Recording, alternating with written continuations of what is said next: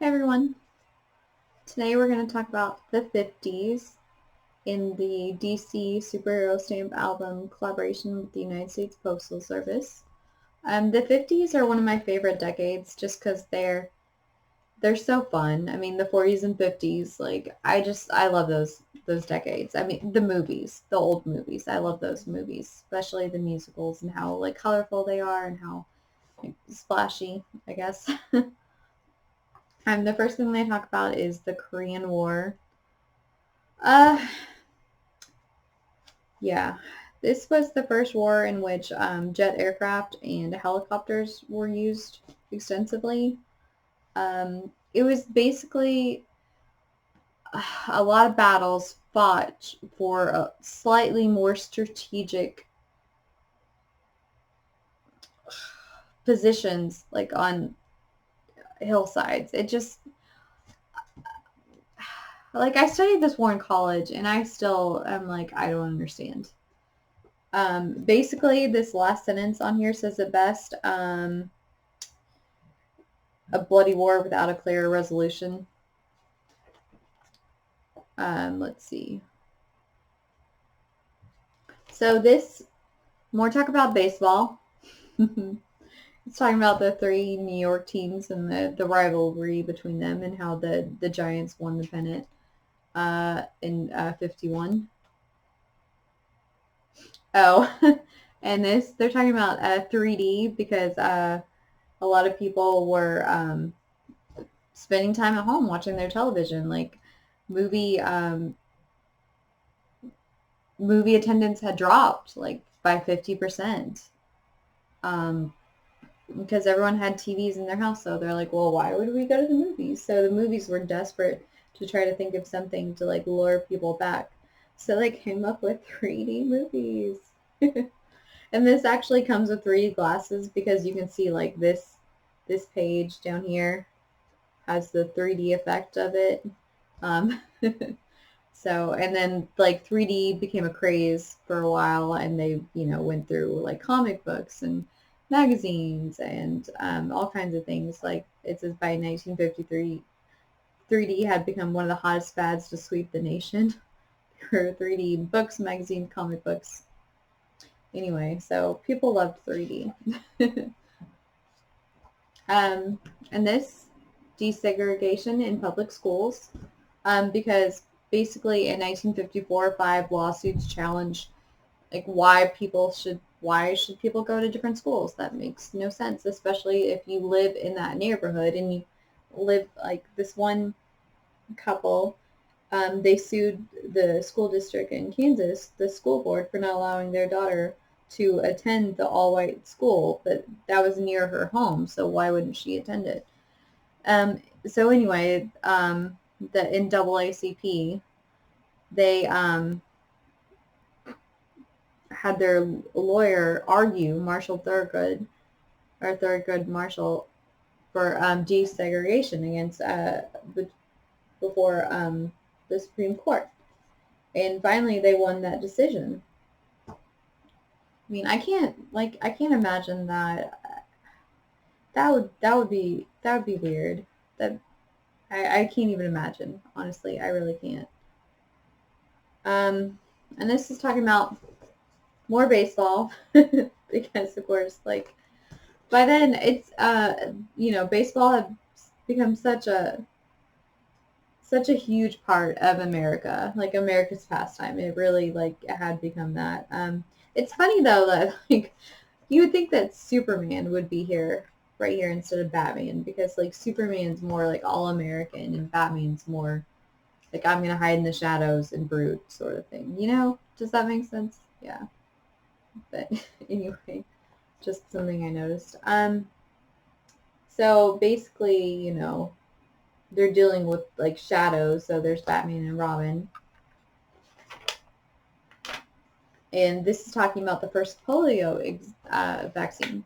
And remember, we talked about how FDR was diagnosed and suffered from polio at 39, and he could no longer walk. And usually, it says that polio struck children the most, and so they actually came up with a vaccine for polio in 1953. Dr. Jonas Stock. I hope I pronounced that right. I probably didn't. Oh, that's embarrassing. So, then we have Rocky Marciano. I probably didn't pronounce that right either. Like I said, I'm not a sports person. I am so sorry for all those guys out there that probably are really huge sports and they're like, oh my gosh, I can't believe she pronounced that wrong. I'm sorry. Please don't hate me. Please don't leave mean comments. But it was talking about how, like, despite all these factors, he was 25, he was too old to start being a boxer. Had extremely short arms, so he had to let his opponents get, like, super close in order to, like, knock them out. And he also had, like, a broken knuckle already. And he didn't really, like, have any defensive boxing skills. He relied mostly only on his punching, it says. But, I mean, he was, the most successful boxer ever. I mean, even I have heard of him. Like, I don't know a lot about him, but I've heard of him. And this talks about how rock and roll was starting, how, like, all these different genres were blending together. Like, you have, they talk about Little Richard, Jerry Lee Lewis, Great Balls of Fire, Chuck Berry, Roll Over Beethoven, and just, Bill Haley in the comments, Rock Around the Clock. So basically, and with the inventions of radios, this made it even more popular to, cruise around in the cars and listen to music.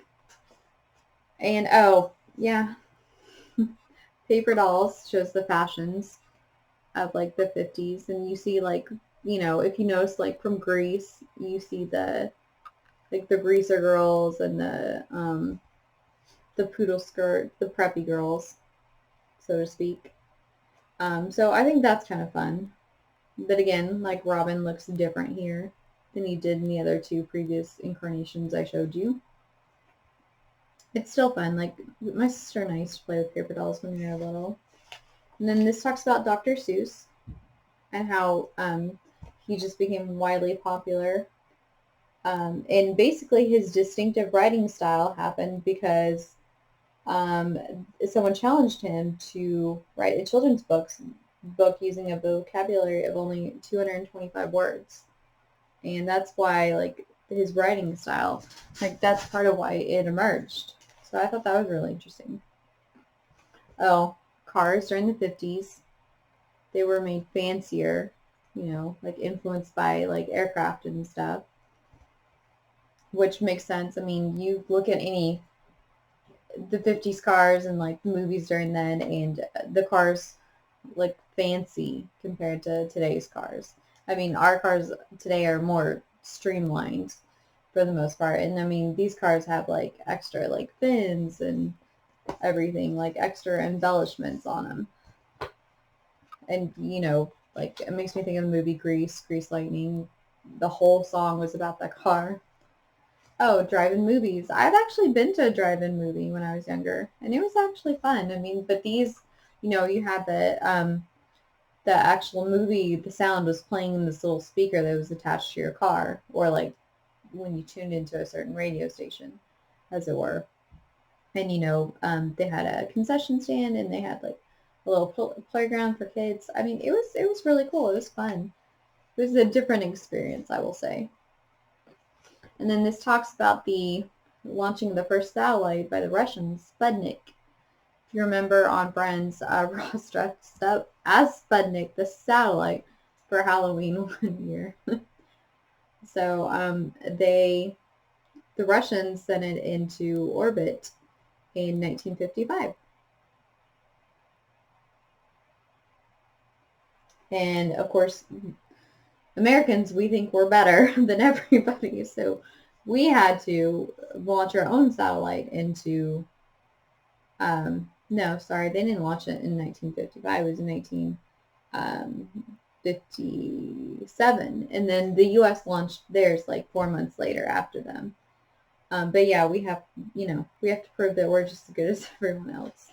And that's how like NASA came about, is that due to the whole space race thing. And since the Russians were, sent a satellite to space and were involved in space exploration and everything, then of course, we decided, oh, we better get in on that because like we don't want to be left behind. And then this talks about NASCAR, for any of you that are big fans of NASCAR. Because it says like the 50s were a huge, like cars were a huge part of the culture of the 50s, and the first Daytona 500 race was held in 1959. And so, and like if you look at Robin here on the last page, again, he looks totally different. So it's just like I said, it's interesting to see how these things happened, or how each artist views these different characters. I just think it's really cool. And I noticed, like, I skipped over a page. Like, I can't believe this.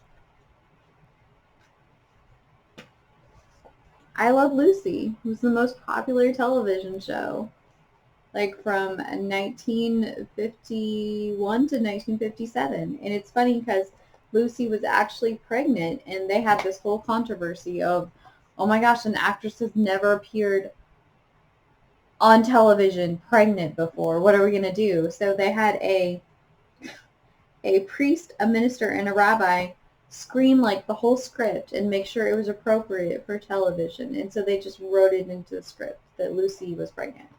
So I thought that was really funny that they just like, it was such a big deal and such a huge controversy for a married couple to have a baby on TV or to have her be seen as pregnant on TV.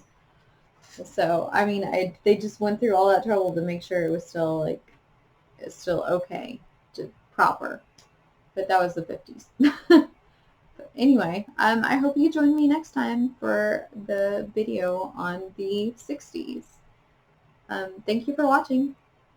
Bye.